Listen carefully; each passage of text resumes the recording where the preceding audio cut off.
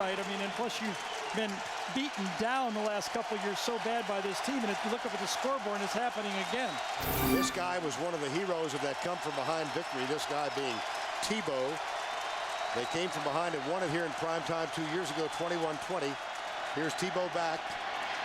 Drills it deep. First deep attempt, and Harvin has it for a first down at the 40-yard line.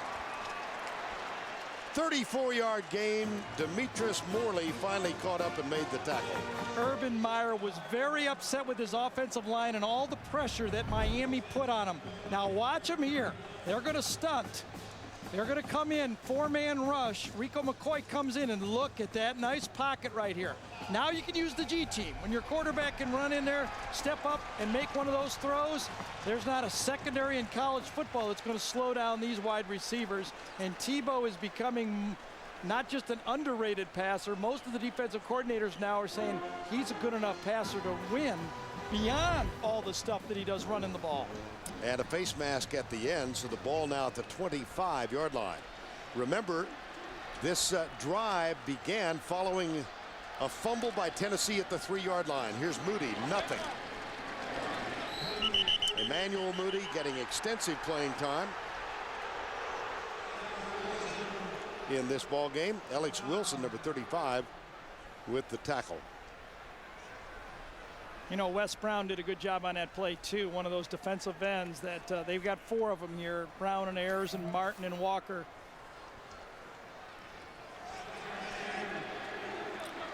Percy Harvin back on the field. He's in the slot to the left.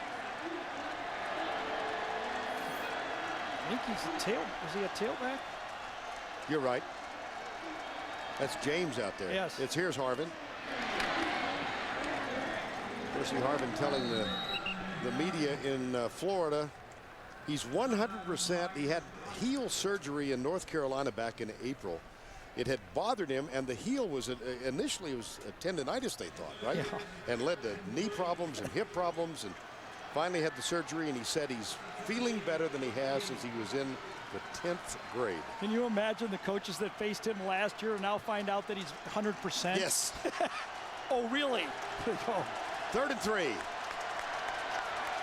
Keyston Moore is the running back now.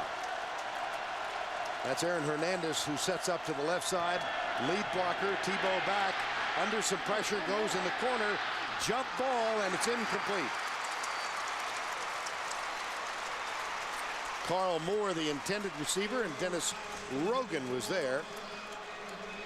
Not sure who covered the tight end slipping in on that one. Tebow was forced to lob this ball. It wasn't pretty, was it? Moore made a big controversial catch against Miami that kept that drive open. But I think it was Eric Berry that jumped on that tight end and took away the first throw from Tebow. Interesting now, you've got a fifth-year senior as your place kicker, who is performing for the first time on the road in front of 100,000. You're looking at 4th and 3, and timeout has been called by Florida. They use their final timeout to decide if they want to try the field goal or go for the first down or touchdown. Chippiness defined.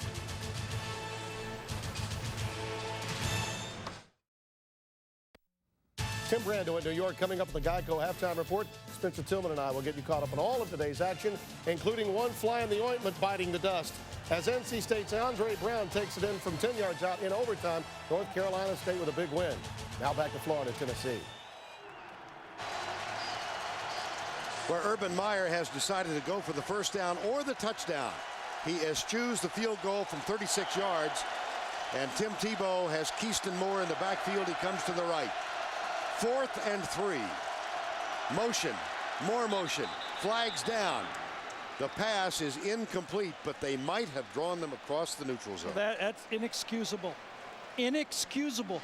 The only thing on 4th and less than 5, the last thing you tell your defense is don't give them the cheap first down. They're going to probably try to draw us sides on the play, and if Tennessee jumped, it's just inexcusable. Now, not saying it happened yet. It could be on Florida. Ball. False start. Offense. 5-yard penalty. Remains 4th down. That had to be a flinch. They'll go field goal for sure now. Let's see if we can watch anybody flinch. Boy, I don't see it at all. I thought the Tennessee defender, secondly, at the end of it, there was a change when I think Wes Brown went into the line. But at first, I thought Tennessee was in the neutral zone. Here's Phillips. First game on the road, the senior. It's up from 40 yards, and it is good.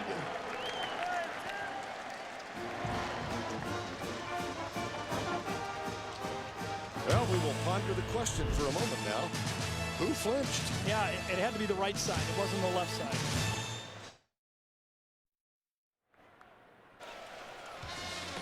Monday, Dave's All New with former President Clinton and Chris Rock. Plus Wednesday, don't miss presidential nominee Senator John McCain. It's only on CBS. False start called against the Florida line. And the Gators settle for a field goal. 12 plays, 74 yards, 6:53. And Florida now 3 possessions in the first half, 3 scores, a touchdown and 2 field goals. Yeah, with the new clock rules, you're only getting about 8, maybe 9 possessions a game. Caleb Sturgis, and this one is very, very short, taken at the 20-yard line, near side. And the tackle made at the 37-yard line. Let's go back and revisit the call. Now, there's no doubt that movement happened here first, okay? But secondly, Mike Pouncey moves. Let's watch. Now, top of the screen movement. Does he get back? And then bottom of the screen, there's going to be movement from Tennessee that Pouncey moves on. Oh, that was, I actually thought Tennessee caused both of those movements. After Brandon Warren's kick return with that short kickoff from the 39, Arian Foster is the deep back in the eye. Crompton, the quarterback, hands it off to Foster, has a little bit of room, and gets out to the 45-yard line, gain of 6. So now look at the difference between an Eric Ainge team with a 5th-year senior or true senior, whichever one he was, a 4-year player, with Jonathan Crompton. Ball on the 40-yard line, trailing 20-0. They run the ball off tackle because they're not quite sold on what Crompton can do, even so much so they're going to put Gerald Jones at quarterback. And Crompton is lined up wide to the right, top of the screen. So the G-gun formation for the Volunteers, 4th or 5th time that they've tried this one, on 2nd down. McNeil snaps it well. Oh, they're going to get a delay. They're going to get a delay.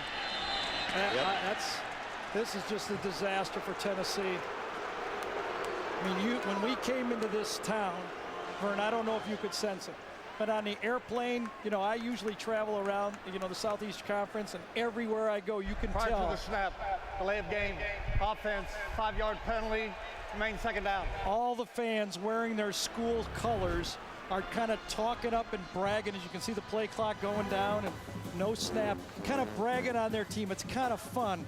But the Tennessee fans had nothing to say before this game. They did not believe before this game started, and they're being proven right.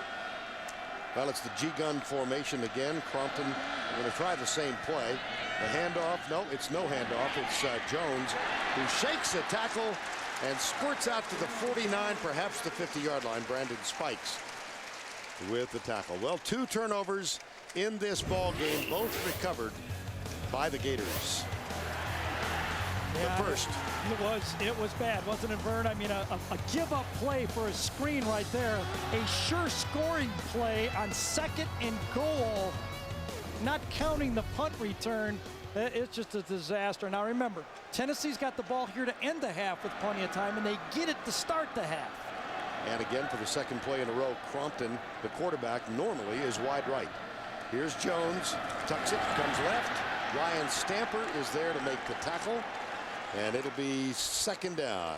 We'll have time to spend a moment with Tim Brando in New York. Vernon, Gary, we talked earlier today on the College Football Today about the Pac-10's Black Saturday a week ago. Well, it's continuing. Oregon without their starting quarterback, yes, but Kellen Moore to Tommy Gallarda, 2nd hookup. Boise State rolling Oregon 24-6 in the 2nd. Vern? All right, Tim, 2 timeouts remaining for Tennessee. And here's Crompton back at quarterback, lofts it up. That almost was picked off. It was deflected up front, I believe. Crompton getting some pressure from Dustin Doe, number 32. He was questionable to go in this game. Yeah, one of the new packages that I see more from this Florida team than the past is big Carlos Dunlap, number 8, the big, tall guy who's being pushed a bit for playing time by Justin Tratteau, is that they're playing a little more zone blitz, a little more off coverages. And it'll be 3rd down and 11. 2:19 to go, first half. Hardesty and Foster back with Crompton. Right side, incomplete. Flag count. Might have a face mask. Had to be. Looked like Major Wright, number 21, might have grabbed Lucas Taylor with the mask. And all he had to do was be patient. Well, if they call that pass interference. Now, I thought that ball zipped by before he grabbed him. Nothing you can do about it. It's unreviewable. Pass interference, number 21, defense. The ball would be placed at the spot of the foul, first down. Now, let's go left side of your screen. Major Wright is chasing. Ball goes by, his left arm's not on there, and the ball's past him, and then he jumps on him. Now, the official came from the Tennessee bench. You know he heard it over there when he made that call. Here's Crompton. Pass is complete at the 45. And the receiver down to the 43. It's Arian Foster out of the backfield, and Joe Hayden makes the tackle. Hurry up offense now for the Volunteers. We're under 2 minutes to go in the first half. 1:55 of the clock running. Again, Foster and Hardesty on either side of Crompton. 5-man rush. They go deep. They've got a man, but it's picked off. Joe Hayden with the interception. He goes left, and he's got some blocking help. Down the sidelines, out of bounds. Plenty of time for the Florida Gators. There is a flag 12 men on the downfield. Florida had 12 men on the field. Florida had 12 men on the field.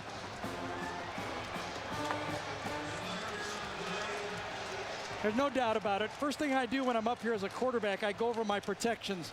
4-3-4 is how I think, and it was 4-4-4. Tough Illegal defense. participation on the defense. 12 players at the snap. 15-yard penalty. First down. Last person I heard use that phrase was Moses Malone when they were going to the NBA championship. Well, listen, 2 big breaks for Tennessee, okay? There you go. You're going to see 12. 4 guys here, 4 linebackers, and then 4 defensive backs around the backside. 4-4-4. Now, listen, a big break on a pass interference. I don't think that was the right call. Now a break on an interception. And by the way, a terribly thrown ball. That was wide open for a touchdown. Crompton should have put some air on it. So now 2 breaks. They might and must put points on the board. 1:29 to go before the break. Blitz. Crompton. Deep right side again, and this one's badly overthrown. Wrong side of the field, too. That is the problem. You talk to the people at Tennessee, is Jonathan has not come along far enough in his reads. Right here, there's the free safety. He's going to read Crompton all over. Look at double team on this side. He runs out of it, goes the wrong way. Free safety in the middle. The extra defensive back was to that side. He needed to go to the wide side of the field. 2nd and 10. Crompton 8 of 11. An interception just negated and a badly thrown ball on the misread. 1:21 to go before. Blitz again. Crompton comes near side. Caught at the 10. Down to the 5. Josh Briscoe, number 81. You know, before the game, Josh Briscoe was the one Tennessee player that was just giving it to his teammates. The senior comes off very patient, nice square route, and he just puts the ball and takes the ball over Woody Pierre-Louis right there. Nice throw, nice execution. Time has been called with 1:13 to go. On the sideline, Urban Meyer.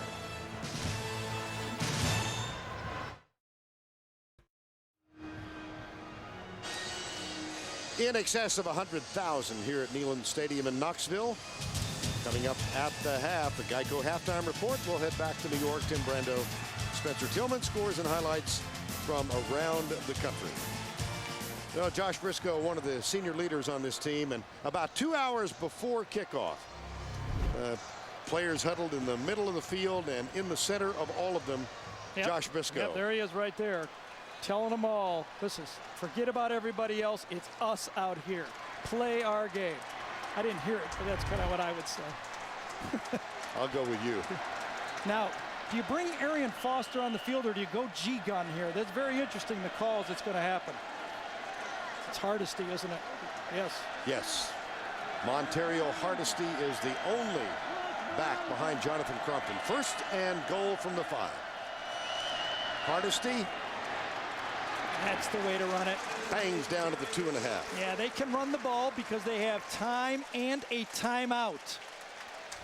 That's that downhill running that we used to watch Tennessee do for years and years and years with all those great tailbacks. Inside the 2. 52 seconds to go before the break. Arian Foster on the bench. Hardesty, the junior from New Bern, North Carolina, is in the backfield. 40 seconds to go. Hardesty, no.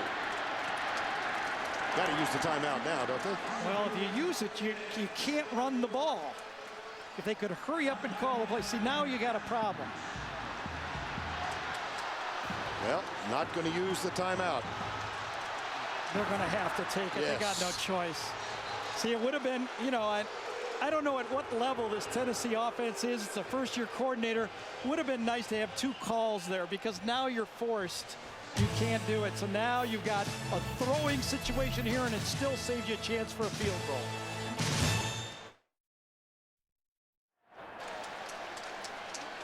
Now 16 seconds remaining, and